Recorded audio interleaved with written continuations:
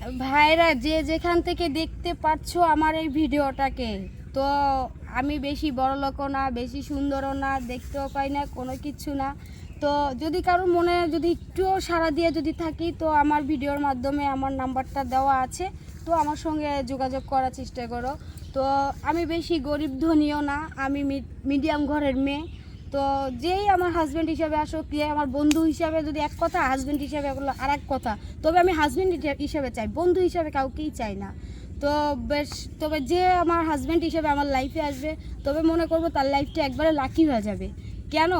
ভালোবাসা যাই কিছু আছে, কোনো দিক দিয়ে কমতি রাখবো না, সুন্দরভাবে তার ভালোবাসা দেওয়ার চেষ্টা করব এবং তারটাও নেওয়ার আমিও নিতে চাইবো। তো আমার বাড়ি হচ্ছে ফরিদপুর জেলা, ভাঙ্গা থানা।